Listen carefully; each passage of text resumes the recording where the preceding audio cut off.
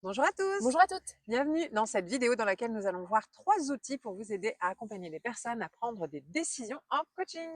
Je suis Anne-Laure Dabo, je suis coach professionnelle et co-dirigeante du centre de formation Zen Pro. Cécile Neuville, psychologue et coach professionnel.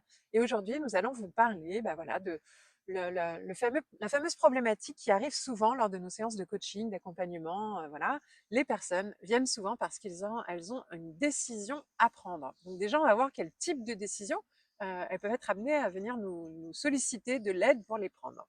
Alors déjà, il y a les fameux changements de transition professionnelle. Mm. Voilà, j'ai une décision à prendre. C'est soit j'accepte une nouvelle proposition qu'on vient de me faire, mais c'est peut-être aussi une raison de changer de situation géographique. Ça Mhm. peut impacter plein de choses. Est-ce que je dois démissionner ou pas, changer de Exactement. travail ou pas?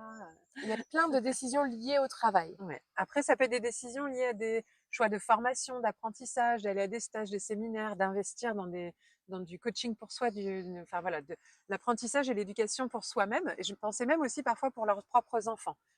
Comment accompagner au mieux? Je ne sais pas si c'est OK ou pas, je laisse mon enfant arrêter les études ou pas. Voilà. Donc, les choix liés à l'éducation.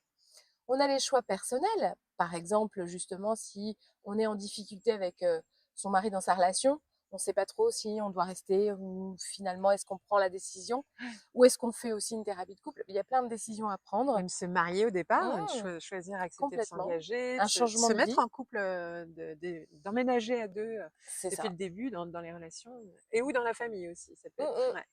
Après ça peut être tout ce qui est lié à des relations liées aux finances. Ça, on sait que c'est aussi pour certains, est-ce que, on fait le choix d'investir? Est-ce qu'on fait le choix de placer de l'argent? Est-ce qu'on fait le choix de prêter de l'argent à quelqu'un? Est-ce que de demander de l'argent à quelqu'un peut-être aussi?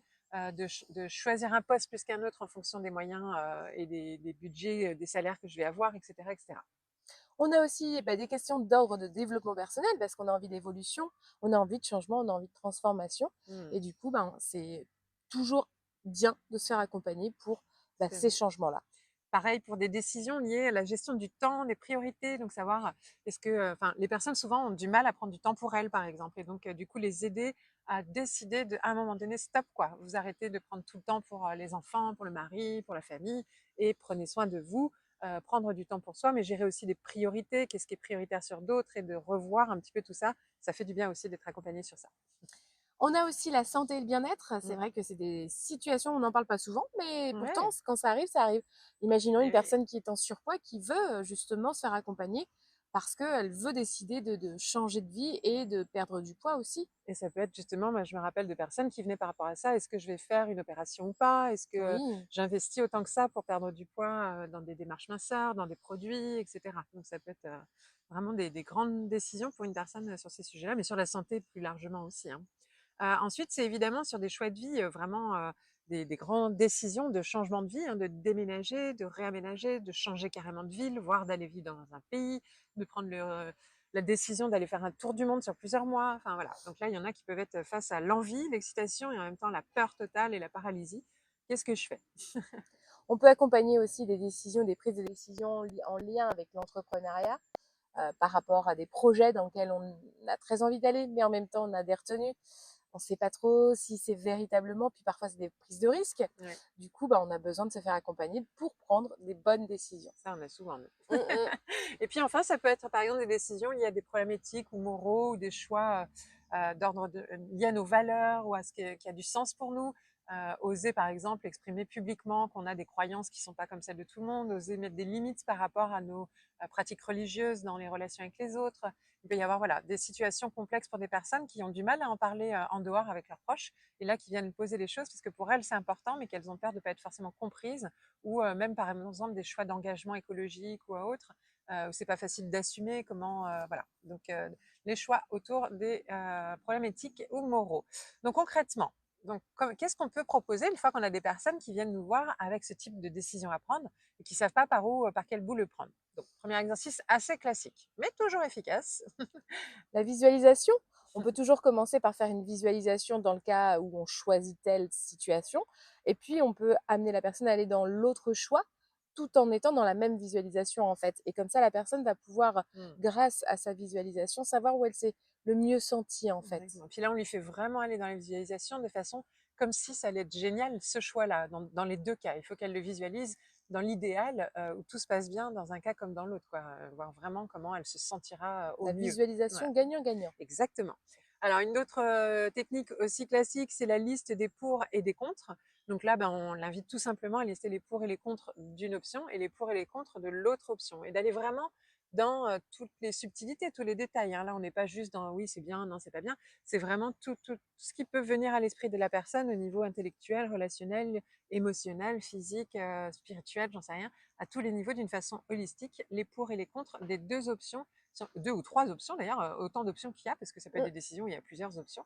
Mais en tout cas, voilà, ça permet d'avoir une meilleure vision et puis surtout de l'aider à formuler ses ressentis par rapport à ce qu'elle va écrire. Parce que parfois, il y a une colonne qui va être plus courte, mais par contre, ça va avoir beaucoup plus de puissance émotionnelle. Et là, bah, c'est ça qui va faire la différence. C'est pas tant la longueur de la liste que là, c'est la discussion autour de l'instinct, l'émotion, autour de cette liste.